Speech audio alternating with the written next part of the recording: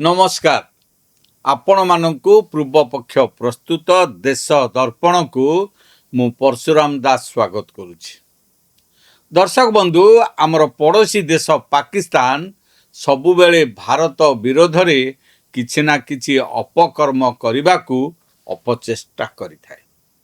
जेतेबेले भारतीय सेनार पराक्रम जोगु सीमारे स्थलपथरे अनुप्रवेश करिबा पाकिस्तानी आतंकवादी असंभव हो पड़ा सेतेबेले सेमाने आकाश मार्ग को आपणेले।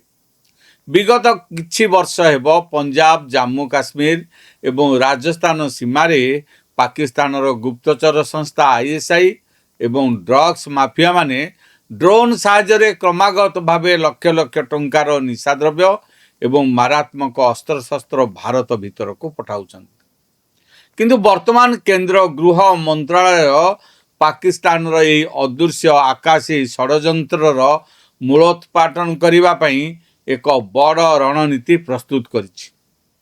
गृहमंत्री अमित शाह एक विराट घोषणा करिसेंती। घोषणा अनुଯାयी भारत पाकिस्तान सीमारे संपूर्ण रूपे एक स्वदेशी आंटी ड्रोन वाल बा आंटी ड्रोन सुरक्षा पाचेरी निर्माण करा जिवो।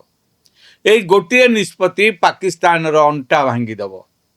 आज वीडियो रे आमे एई स्मार्ट बॉर्डर सिक्योरिटी ग्रिड संपूर्ण कार्यशैली एवं भारतर सुरक्षा क्षेत्र में यार बड़ प्रभाव विषय सविशेष आलोचना करवा। आपण माने देखुतांतु पूर्व पक्ष एवं पूर्व पक्ष प्रस्तुत देश दर्पण।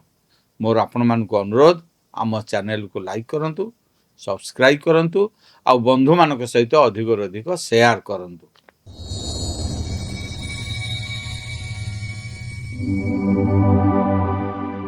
दर्शक बंधु सबुठारु प्रथमे आमको बुझीबाको हेबो जे एई आंटी ड्रोन वाल प्रकृत रे केमिति काम करिवो।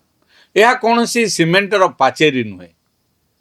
गृह मंत्रालय द्वारा एक अत्याधुनिक स्मार्ट बॉर्डर सिक्योरिटी ग्रिड को प्रस्तुत करा जायछि। एई ग्रिड मध्यरे एक अदृश्य सुरक्षा कवच बा आंटी ड्रोन शील्ड शामिल रहिबो।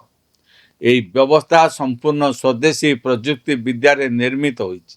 सीमारे भली स्मार्ट सेंसर, थर्माल कैमेरा एवं स्मार्ट फेंसिंग लगाजिबो जहाँ पाकिस्तान पटु कोनोसी भी छोट किंबा बड़ ड्रोन भारतर आकाश सीमा मध्य को प्रवेश करिया मात्रे ताकू तुरंत चिन्हट करदेव।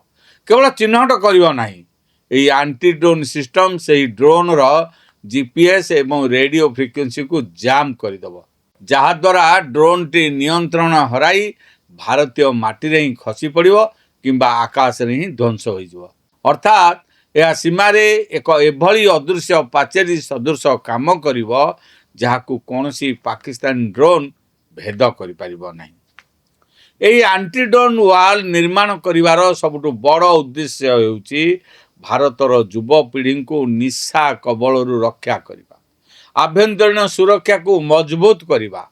विगत दिन रे देखा देइछि जे पंजाब एवं जम्मू सीमारे रातिर अंधार रे पाकिस्तानी ड्रग्स माफिया माने कोटी कोटी टंकार हेरोइन एवं चीन निर्मित अस्त्रशस्त्र ड्रोन साहाय्य भारतर परिसीमा भीतर को फिंगी चली जाउथि। सेठारे थिबा किछि देशद्रोही एवं गोपनीय एजेंट से सामग्री गुड़ी को संग्रह करी देश विरोधी कार्य रे व्यवहार करुथिले। गृहमंत्री अमित शाह कहिसंती जे एई स्मार्ट सिस्टम आसीबा परे सीमा पार हेउथिबा एई बेआईनी व्यवसाय संपूर्ण बंद हो जिवो। एई व्यवस्था द्वारा विभिन्न सुरक्षा एजेंसी गुड़िक मध्यरे डाटा शेयरिंग एवं परस्पर मध्यरे तथ्य आदान प्रदान बहुगुण वृद्धि पाइबो, जहा द्वारा बीएसएफ अति सहजरे एई ड्रोन गुड़ी को काबू करि परिबो। एई स्मार्ट ग्रिड योजनार अन्य एक सबुठारु बड़ एवं गुरुत्वपूर्ण अंश हेउची लैंड पोर्ट मैनेजमेंट सिस्टम बा एलपीएमएस, जहाकू निकटरे गृहमंत्री अमित शाह उद्घाटन करिसेन। एई सिस्टम हेउची एक इंटीग्रेटेड एवं संपूर्ण डिजिटल प्लेटफॉर्म जहाँ सीमांतर थिबा समस्त गैंगवे कार्गो प्रोसेसिंग एवं यात्री मानक आवाहन को संपूर्ण भावे डिजिटल कार्य प्रवाह बा डिजिटल वर्कफ्लो सह जोड़ी देव। एई सिस्टम विषय रे सूचना दे अमित शाह कहते जे यह सीमांत सुरक्षा को बढ़ाइबा सहित ଭାରତର ଆର୍ଥିକ ଏବଂ ଭୌତିକ ସୁରକ୍ଷା ଦୁଇଟି ଯାକ ସୁନିଶ୍ଚିତ କରିବ। ଏହି ବ୍ୟବସ୍ଥା ଦ୍ୱାରା ସରକାରୀ କାଗଜପତ୍ର କାମରେ ପ୍ରାୟ 90% ହ୍ରାସ ଘଟିବ। କେବଳ ସେତିକି ନୁହେଁ, ସୀମାରେ ଯାଉଥିବା କାର୍ଗୋ ଟ୍ରକ୍ ଗୁଡ଼ିକର ଅପେକ୍ଷା ସମୟ 22ରୁ 35% କମିଯିବ। ଗେଟ୍ ପ୍ରୋସେସିଂ ସମୟ ପ୍ରାୟ 40ରୁ 60% ପର୍ଯ୍ୟନ୍ତ କମିଯିବ। ଏହାଦ୍ୱାରା ଭାରତର ପର୍ଯ୍ୟଟନ ଶିଳ୍ପ ଏବଂ ବାଣିଜ୍ୟ କାରବାର ବହୁତ ଜୋରରେ ବୃଦ୍ଧି ପାଇବ, କିନ୍ତୁ ସୁରକ୍ଷା କ୍ଷେତ୍ରରେ କୌଣସି ବୁଝାମଣା କରାଯିବ ନାହିଁ। ଗୃହ ମନ୍ତ୍ରଣାଳୟ ଏହି ସ୍ମାର୍ଟ ବର୍ଡର କନସେପ୍ଟ ଏବଂ LPMS ଯେତେବେଳେ ମିଳିତ ଭାବେ ସୀମାରେ କାର୍ଯ୍ୟ କରିବେ, ସେତେବେଳେ ଭାରତର ସୀମା ସମ୍ପୂର୍ଣ୍ଣ ରୂପେ ଅଭେଦ୍ୟ ପାଲଟିଯିବ। ପାକିସ୍ତାନର ଏହି ଆତଙ୍କବାଦୀ ସଂଗଠନ ଗୁଡ଼ିକ ଭାରତ ଭିତରେ ଅଶାନ୍ତି ସୃଷ୍ଟି କରିବା ପାଇଁ ଯେଉଁ ସବୁ ନୂଆ ଉପାୟ ଖୋଜୁଥିଲେ, ତାହା ଏବେ ସମ୍ପୂର୍ଣ୍ଣ ରୂପେ ଧୂଳିସାତ ହେବାକୁ ଯାଉଛି। କେବଳ ପାକିସ୍ତାନ ନୁହେଁ, ବାଂଲାଦେଶ ସୀମାରେ ମଧ୍ୟ ଅନୁପ୍ରବେଶ ଏବଂ ଚୋରା ଚାଲାଣ ରୋକିବା ପାଇଁ ଏହି ସ୍ମାର୍ଟ ଗ୍ରିଡ୍ ବ୍ୟବସ୍ଥାକୁ ଲାଗୁ କରିବାକୁ ସରକାର ପ୍ରସ୍ତୁତି କରୁଛନ୍ତି।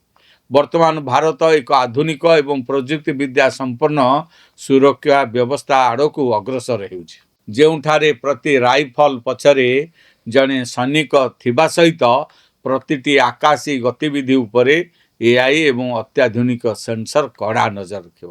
ଗୃହମନ୍ତ୍ରୀ ଅମିତ ଶାହାଙ୍କ ଏହି ଆଣ୍ଟି ଡ୍ରୋନ୍ ୱାଲ୍ ଏବଂ ସ୍ମାର୍ଟ ଗ୍ରିଡ୍ ଯୋଜନା ଭାରତର ସୀମାନ୍ତ ସୁରକ୍ଷା ଇତିହାସରେ ଏକ ବଡ଼ ମାଇଲ ଖୁଣ୍ଟ ସାବ୍ୟସ୍ତ ହେବାକୁ ଯାଉଛି। ଏହାଦ୍ୱାରା ଦେଶର ଭିତର ଏବଂ ବାହାର ଦୁଇଟି ଯାକ ସୁରକ୍ଷିତ ରହିବ। ଶତ୍ରୁ ଦେଶର ସମସ୍ତ ଷଡ଼ଯନ୍ତ୍ର ପାଣିଚିଆ ହୋଇଯିବ। ସରକାରଙ୍କର ଏହି ଆଣ୍ଟି ଡ୍ରୋନ୍ ନିଷ୍ପତ୍ତି ଉପରେ ଆପଣମାନଙ୍କର କ'ଣ ମତାମତ ରହିଛି? ପାକିସ୍ତାନ ସୀମାରୁ ହେଉଥିବା ଡ୍ରଗ୍ସ ଚୋରାଚାଲାଣକୁ ଏହା କେତେ ଦୂର ରୋକିପାରିବ? ଆମକୁ ତଳେ କମେଣ୍ଟ ବକ୍ସରେ ନିଶ୍ଚୟ ଜଣାନ୍ତୁ। ଯଦି ଆପଣଙ୍କୁ ଆମର ଏହି ଜାତୀୟ ପ୍ରତିରକ୍ଷା ବିଶ୍ଳେଷଣ ଭଲ ଲାଗିଲା, ତେବେ ଭିଡ଼ିଓଟିକୁ ଲାଇକ୍ କରନ୍ତୁ, ବନ୍ଧୁମାନଙ୍କ ସହିତ ଅଧିକରୁ ଅଧିକ ସେୟାର କରନ୍ତୁ।